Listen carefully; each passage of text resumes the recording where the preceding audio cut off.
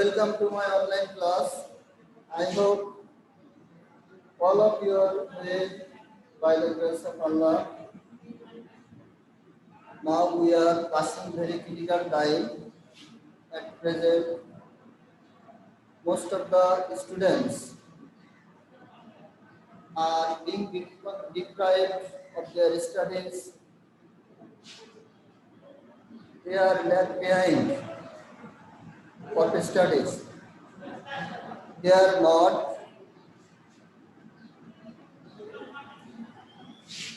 in school. They are not active in this time because it is very critical time. স্বাগত আমার online class স্টুডেন্টরা, আশা করি তোমরা সবাই ভালো আছো। আমরা এখন একটা ক্রিটিক্যাল মোমেন্টের ভিতর দিয়ে যাচ্ছি। বাংলাদেশ নয়, সারা বিশ্বের একটি সমস্যা। তো তোমরা এই পরিস্থিতির ভিতর দিয়েও যে অনলাইন ক্লাসে অ্যাটেন্ড করছো, এর জন্য তোমাদেরকে ধন্যবাদ। আজকে আমি একটি বিষয় তোমাদের সাথে আলোচনা করব, সেটা হলো ধারাবাহিকভাবে আমি তোমাদের সাথে বেশ কিছু ক্লাস আলোচনা করছি। জুন ক্লাসে আজকে তোমাদের সাথে আমার প্রথম ক্লাস। তো আমি আশা করব তোমরা ক্লাসগুলো সহকারে করবে এবং এখান থেকে তোমরা অনেক উপকৃত হবে। তা আমি প্রথমে আলোচনা করে ন্যারেশন শুরু করছি।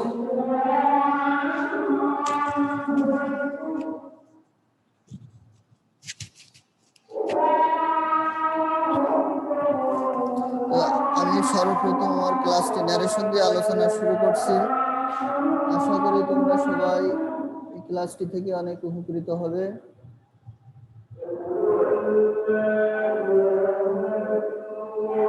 খেয়াল করো, আমি ন্যারেশন আজকে আলোচনা করছি, খেয়াল করো তোমরা।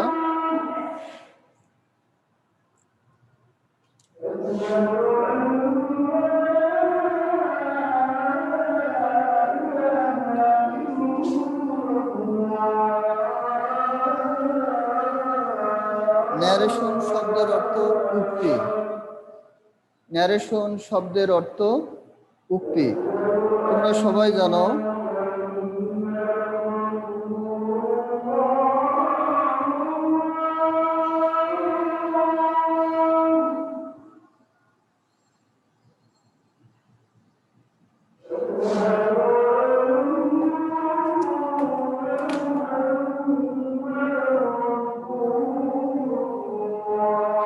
ন্যারেশন শব্দের অর্থ উক্তি। আমি আজকে আলোচনা করব ন্যারেশন বলতে কি বোঝায়। ন্যারেশন বলতে আমরা বুঝি কোনো ব্যক্তির কথা বা উক্তি। যখন কোনো ব্যক্তি কোনো কিছু বলে তখন তাকে ন্যারেশন বা উক্তি বলা হয়। এখন ন্যারেশন কত প্রকার? How many kinds of narration? Narration কত প্রকার? ন্যারেশন সাধারণত দুই প্রকার হয়ে থাকে।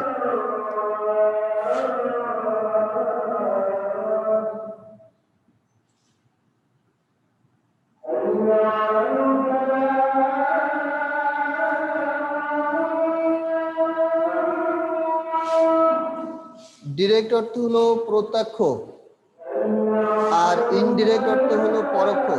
যখন কোনো ব্যক্তি সরাসরি নিজের কথা নিজে বলে তখন সেটাকে আমরা বলি ডিরেক্ট ন্যারেশন। আর ব্যক্তির কথা যখন ব্যক্তি নিজে না বলে অন্য কেউ বলে তখন সেটাকে বলা হয় ইনডিরেক্ট ন্যারেশন। তাহলে আমরা আবার একটু দেখি, ন্যারেশন বলতে যখন কোনো ব্যক্তি তার নিজের কথা নিজে সরাসরি বলে তখন তাকে বলা হয় ডিরেক্ট ন্যারেশন। আর যখন নিজে না বলে অন্য কাউকে দিয়ে বলায় তখন সেটাকে বলা হয় ইনডিরেক্ট ন্যারেশন। তাহলে ডিরেক্ট মানে বক্তা যখন সরাসরি নিজে বলে সেটাকে বলা হয় ডিরেক্ট। বক্তা যখন নিজে না বলে অন্য কাউকে দিয়ে বলায় তখন সেটাকে বলা হয় ইনডিরেক্ট ন্যারেশন। এখন আমরা দেখব টেন্সের ব্যবহার। ন্যারেশনের ক্ষেত্রে টেন্সের কিছু ব্যবহার আছে যেটা তোমরা ভুল করো, এবং এটা তোমাদের জন্য অনেক গুরুত্বপূর্ণ। তবে মনোযোগ সহকারে দেখলে হয়তো তোমরা সহজে বুঝতে পারবে। অতএব তোমরা এটা খেয়াল করো।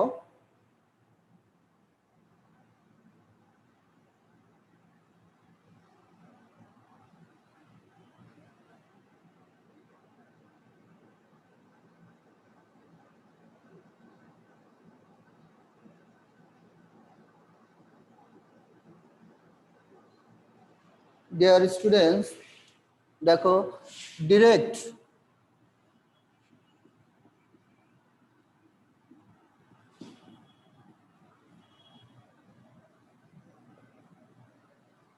যখন এটা প্রেজেন্ট ইনডিফিনিট টেন্সে থাকে তখন ইনডিরেক্টে লিখলে এটা পাস্ট ইনডিফিনিট হয়।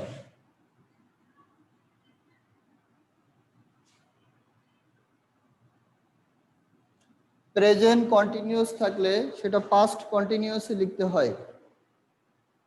যদি প্রেজেন্ট কন্টিনিউয়াস থাকে তাহলে সেটা পাস্ট কন্টিনিউয়াসে লিখতে হয়।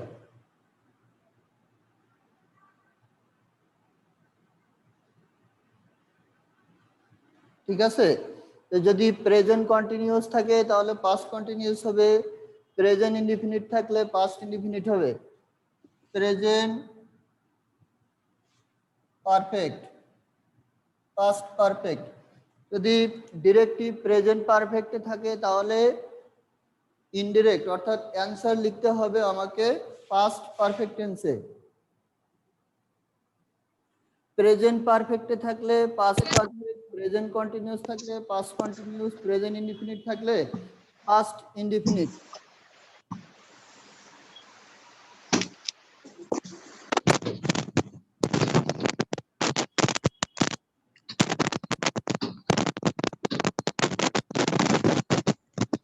দেখো প্রেজেন্ট পারফেক্ট কন্টিনিউয়াস থাকলে এটা পাস্ট পারফেক্ট কন্টিনিউয়াস লিখতে হবে।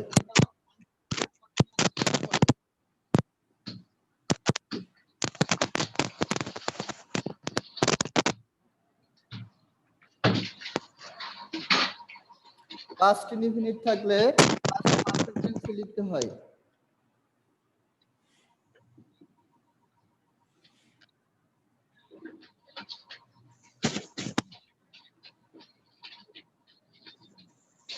যদি পাস্ট কন্টিনিউয়াস থাকে তাহলে এটা লিখতে হবে পাস্ট পারফেক্ট কন্টিনিউয়াস।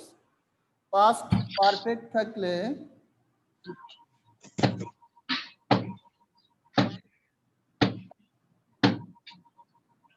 পাস্ট পারফেক্টই হবে।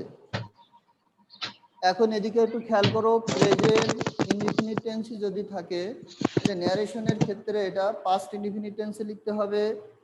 প্রেজেন্ট কন্টিনিউয়াস থাকলে পাস্ট কন্টিনিউয়াস হবে, প্রেজেন্ট পারফেক্ট থাকলে past perfect, present perfect continuous থাকলে পাস্ট পারফেক্ট কন্টিনিউয়াসে লিখতে হবে, পাস্ট ইনডিফিনিট থাকলে পাস্ট পারফেক্টে লিখতে হবে, পাস্ট কন্টিনিউয়াস হলে পাস্ট পারফেক্ট কন্টিনিউয়াস হবে, পাস্ট পারফেক্ট থাকলে পাস্ট পারফেক্ট হবে। এখানে কোনো পরিবর্তন হবে না। তাহলে এখানে ন্যারেশনের ক্ষেত্রে টেন্সের ব্যবহারটা খুবই গুরুত্বপূর্ণ, কারণ এটা যদি তোমরা ভালোভাবে না পারো তাহলে এটা চেঞ্জ করা তোমাদের পক্ষে সহজ হবে না। সুতরাং তোমরা ব্যবহারগুলো বা টেন্সের ব্যবহারটা এখানে ভালোভাবে জানতে হবে। নেক্সট একটু আলোচনা করি।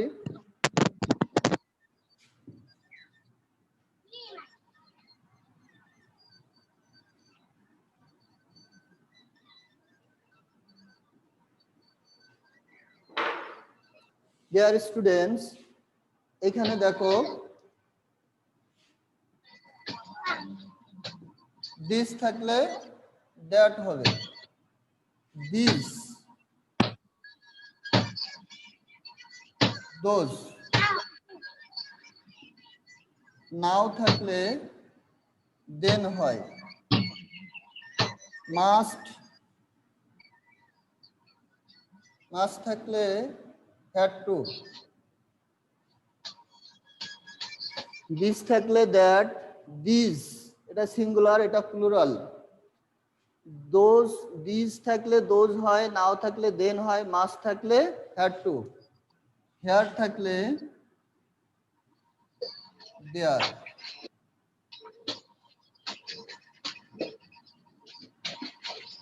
can,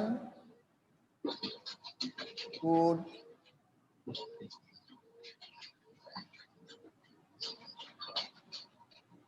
may, might,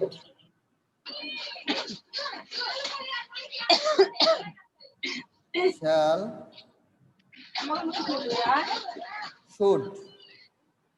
একইভাবে দেখো ডিরেক্টে যদি দিস থাকে ইনডিরেক্ট অর্থাৎ আমার অ্যান্সার লিখতে হবে দ্যাট, প্রশ্নে দিস থাকলে অ্যান্সার হবে দোজ, নাও থাকলে দেন, মাস্ট থাকলে হ্যাড টু, হ্যাড থাকলে দেয়ার, ক্যান থাকলে কুড, মে থাকলে মাইট, শ্যাল থাকলে শুড, উইল থাকলে উড হয়।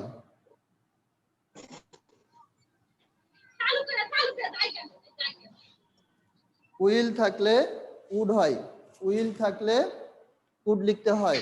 এটা ন্যারেশনের এই ফর্মে চেঞ্জ করে লিখতে হবে। বাকি আমরা আরো কিছু লিখি।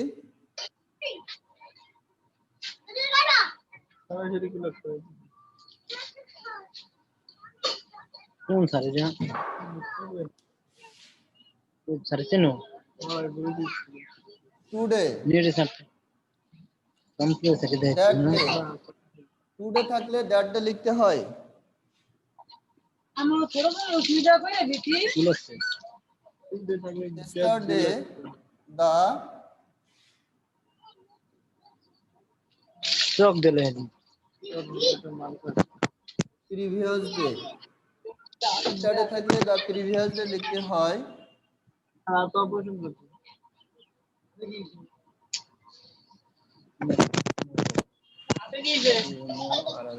tomorrow থাকলে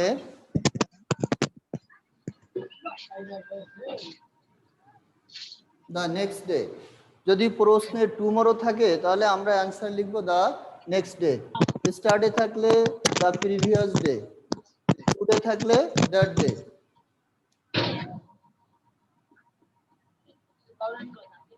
করবেন স্যার থাকলে তার কাছে করবেন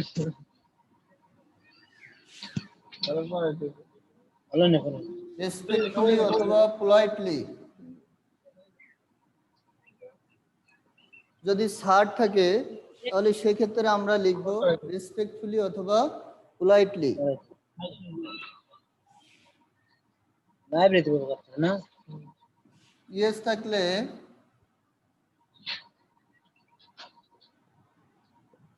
in the, replied in the affirmative। yes থাকলে replied in the,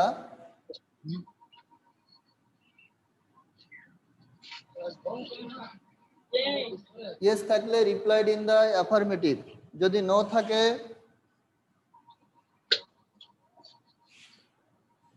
replied in the, তো বুঝলা না yes থাকলে replied in the affirmative, no থাকলে replied in the negative। যদি প্রশ্নে yes থাকে তাহলে আমরা লিখব replied in the affirmative, আর যদি no থাকে replied in the negative। ঠিক আছে, আবার বলছি টুডে থাকলে দ্যাট ডে লিখতে হয়, yesterday থাকলে the previous day, tomorrow থাকলে the next day, স্যার থাকলে অথবা politely লিখতে হয়, yes থাকলে replied in the affirmative, R no থাকলে replied in the negative লিখতে হয়। আরে একটা হাত বইটা বাড়ি টুডে প্রশ্নে যদি আরো করে নাম তাহলে টুডে থাকে অ্যান্সার হবে দ্যাট ডে, অ্যান্সার হবে দ্যাট ডে। তারপরে স্টারডে থাকলে দা প্রিভিয়াস ডে, টুমরো থাকলে দা নেক্সট ডে, ফলোইং ডেও লিখতে পারি। তারপরে স্যার থাকলে রেসপেক্টফুলি অথবা পোলাইটলি, ইয়েস থাকলে replied in the affirmative, no থাকলে রিপ্লাইড ইন দ্য নেগেটিভ। দেখে রাখা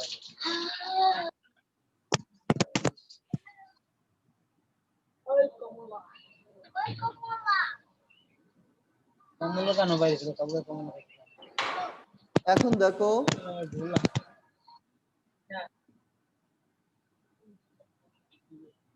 আলো বাড়ালো। গুড মর্নিং, ইভিনিং,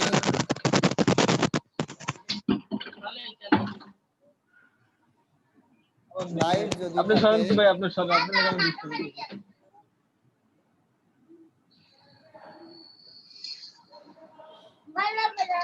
যদি বাক্যটিতে গুড মর্নিং অথবা গুড ইভিনিং অথবা গুড নাইট থাকে, সেক্ষেত্রে এখানে উইশড প্লাস ডট ডট, এখানে ডট ডট বলতে যেটাই থাকবে, wished good morning, wished good night, এভাবে লিখতে হয়।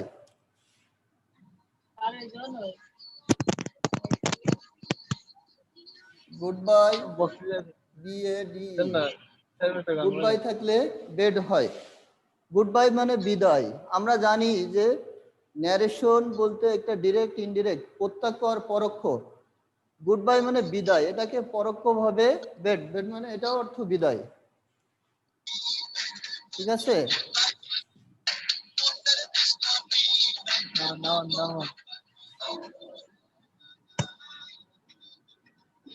যদি থ্যাংক থাকে তাহলে থ্যাংক থাকলে থ্যাঙ্কড পাস্ট টেন্সে লিখতে হয়।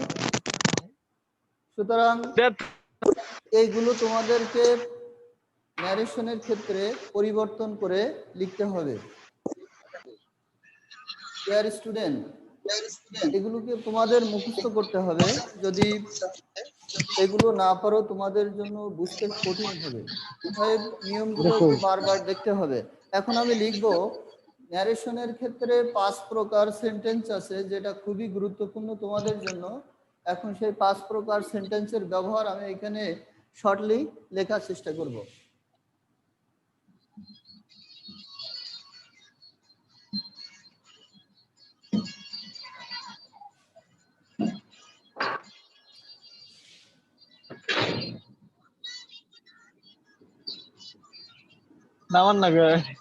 অ্যাসার্টিভ সেন্টেন্স, আরবি অর্থাৎ রিপোর্টিং ভার্ব, সেইড বা টোল। কন অর্থ হলো কনজাংশন, দ্যাট। এখন দেখো অ্যাসার্টিভ সেন্টেন্স বলতে আমরা বুঝি সাধারণ কোনো কিছু বলা, বর্ণনা করা, বিবৃতি করা বা প্রকাশ করা। তাই অ্যাসার্টিভ সেন্টেন্স এ রিপোর্টিং ভার্বের ক্ষেত্রে বলবে সেইড অথবা টোল, কনজাংশন বলবে দ্যাট। কনজাংশন কন, কন অর্থ কনজাংশন, এখানে লিঙ্কার বা কনজাংশন, লিঙ্কিং ওয়ার্ড।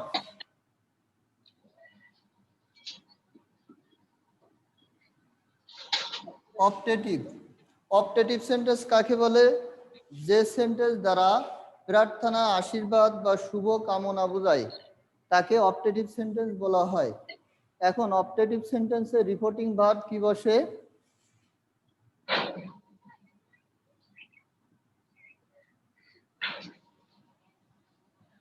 প্রেড বা উইস্ট, কনজাংশন বসে দ্যাট। কনজাংশন কি বসে? দ্যাট। অপটেটিভ সেন্টেন্স দ্বারা প্রার্থনা করা, শুভ কামনা করা, কারোর জন্য দোয়া করা। তাই অপটেটিভ সেন্টেন্সে রিপোর্টিং ভার্বে প্রেড বা উইস্ট ব্যবহার করা হয়, কনজাংশন বসে দ্যাট।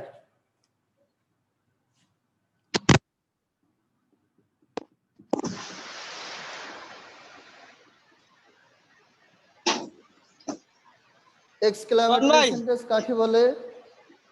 এক্সক্লামেটরি সেন্টেন্স কাকে বলে? যে বাক্য দ্বারা আনন্দ, দুঃখ বা বিস্ময় কোনো কিছু প্রকাশ করা হয় তাকে এক্সক্লামেটরি সেন্টেন্স বলা হয়। যে বাক্য দ্বারা আনন্দ, দুঃখ বা বিস্ময় কোনো কিছু প্রকাশ করা হয় তাকে এক্সক্লামেটরি সেন্টেন্স বলা হয়। এখন এক্সক্লামেটরি সেন্টেন্সে রিপোর্টিং ভার্ব কি বসে?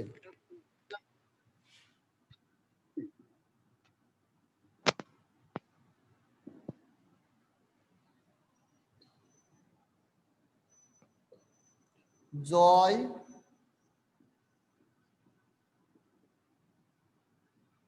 সরো, ওয়ান্ডার, কনজাংশন বসে দ্যাট। এখানে খেয়াল করো এক্সক্লামেটরি অর্থাৎ বিস্ময়কর, এখানে বিস্ময়কর চিহ্ন থাকে, এটা মে দ্বারা শুরু হয়। অপটেটিভ সেন্টেন্স মে দ্বারা শুরু হয়, এক্সক্লামেটরি সেন্টেন্সে এক্সক্লামেটরি চিহ্ন থাকে, নোট অফ এক্সক্লামেশন। তাহলে আনন্দ বোঝালে এক্সক্লাইম উইথ জয়, যদি দুঃখ বোঝায় এক্সক্লাইম উইথ সরো, যদি বিস্ময় বোঝায় তাহলে exclaim with wonder, exclaim with wonder.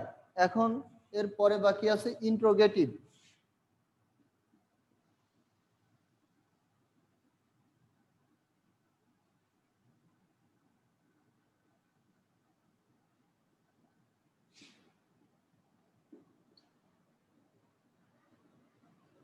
Interrogative সেন্টেন্সে রিপোর্টিং ভার্ব বসে আস্কড, কনজাংশন ইফ অথবা WH ওয়ার্ড। দেখো, ইন্টারোগেটিভ সেন্টেন্সের reporting verb RV, reporting verb বসে আস্কড। ইন্টারোগেটিভ মানে কোনো কিছু জিজ্ঞাসা করা, প্রশ্ন করা, তাই এর রিপোর্টিং ভার্ব আস্কড বসে, কনজাংশন বসে ইফ, ইফ অথবা WH ওয়ার্ড। যদি WH ওয়ার্ড বলতে আমরা বুঝি হোয়েন, হু, হুইচ, যেগুলো WH দিয়ে শুরু সেগুলোকে বলা হয় WH ওয়ার্ড। হাউ, এই WH ওয়ার্ড থাকলে যা আছে তাই কনজাংশন, আর যদি WH ওয়ার্ড না থাকে সেক্ষেত্রে আমরা ইফ ব্যবহার করব। ঠিক আছে, এখন আরেকটি সেন্টেন্স বাকি আছে, দেখো এটা প্রশ্নবোধক চিহ্ন থাকে।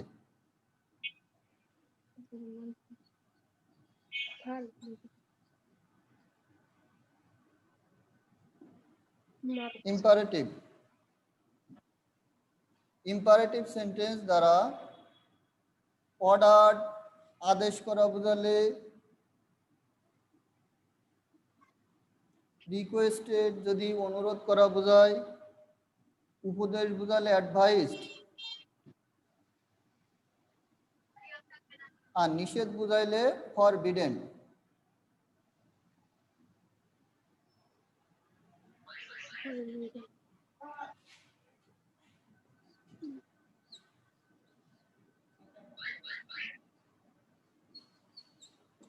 এখন খেয়াল করো, ইম্পারেটিভ সেন্টেন্স ভার্ব দ্বারা শুরু হয়।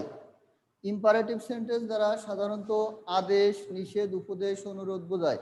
তাহলে ইম্পারেটিভ সেন্টেন্স দ্বারা যদি আদেশ বোঝায় তাহলে অর্ডার, অনুরোধ বোঝালে রিকোয়েস্টেড, উপদেশ বোঝালে অ্যাডভাইসড, নিষেধ বোঝালে ফরবিডেন, আর এর ক্ষেত্রে কনজাংশন টু বসে। তাহলে এখন খেয়াল করো, পাঁচটা সেন্টেন্সের কনজাংশন, তিনটা কনজাংশন একই। দেখো, অ্যাসার্টিভ, অপটেটিভ, এক্সক্লামেটরি, এই তিনটা সেন্টেন্সের কনজাংশন একই। অ্যাসার্টিভ, অপটেটিভ, এক্সক্লামেটরি এই তিনটা সেন্টেন্সের কনজাংশন একই, কিন্তু ইন্টারোগেটিভ এবং ইম্পারেটিভ এই দুইটা সেন্টেন্সের কনজাংশন তোমাদের মনে রাখতে হবে। ইন্টারোগেটিভে ইফ অথবা WH, আর কনজাংশন ইম্পারেটিভে টু বসে, ইম্পারেটিভে টু, আর ইন্টারোগেটিভে ইফ অথবা WH। এখন এই রিপোর্টিং ভার্ব নিয়ে তোমাদের একটু সমস্যা হয় যদি সেন্টেন্সের সংজ্ঞাগুলো, if you know the definition of this sentence then it will be easy for you. যদি তোমরা সেন্টেন্সের সংজ্ঞাগুলো ভালোভাবে জানো তাহলে এটা তোমাদের জন্য অনেক ইজি হবে। তাহলে অ্যাসার্টিভ মানে সাধারণ বর্ণনা বোঝায়, এই জন্য সেড বা টোল্ড। অপটেটিভ মানে কি প্রার্থনা বা আশীর্বাদ, তাহলে প্রার্থনা ইংরেজি প্রেড, উইশ মানে আশীর্বাদ, দোয়া, দোয়া করা, আশীর্বাদ করা। এক্সক্লামেটরি মানে আনন্দ, দুঃখ, বিস্ময়, তাই আনন্দ বোঝালে এক্সক্লাইম উইথ জয়, দুঃখ বোঝালে এক্সক্লাইম উইথ সরো, বিস্ময় বোঝালে এক্সক্লাইম with wonder. In the same way interrogative মানে প্রশ্ন করা, কিছু জিজ্ঞাসা করা, এই জন্য রিপোর্টিং ভার্ব তোমাদের আস্কড ব্যবহার করতে হবে। ইম্পারেটিভ সেন্টেন্স দ্বারা ভার্ব আদেশ, নিষেধ, উপদেশ, অনুরোধ বোঝায়, এই কারণে আদেশ বোঝালে অর্ডার্ড, অনুরোধ বোঝালে রিকোয়েস্টেড, উপদেশ বোঝালে অ্যাডভাইসড, নিষেধ বোঝালে ফরবিডেন। সুতরাং সেন্টেন্সের সংজ্ঞার সাথে রিপোর্টিং ভার্ব মিল আছে। সংজ্ঞাটা যদি তোমরা ভালোভাবে বুঝতে পারো তাহলে তোমাদের এটা বুঝতে সহজ হবে। তো স্টুডেন্ট, তোমরা সবাই ভালো থাকো। আজকে ক্লাসটা আমি এখানে শেষ করছি কারণ সময় কম। বাকি ক্লাসে আমি আলোচনা করার চেষ্টা করব, যেটা বাকি থাকে তোমরা এইগুলো বাসায় একটু বারবার প্র্যাকটিস করবে। আর যদি কোনো সমস্যা হয় নেক্সট ক্লাসে তোমরা আমাকে এখানে কোশ্চেন করবে, আমি চেষ্টা করব তোমাদের সেগুলো সলিউশন করে দেওয়ার। তা সবাই ভালো থাকো, best of luck all of you. জি স্যার, আসসালামু আলাইকুম।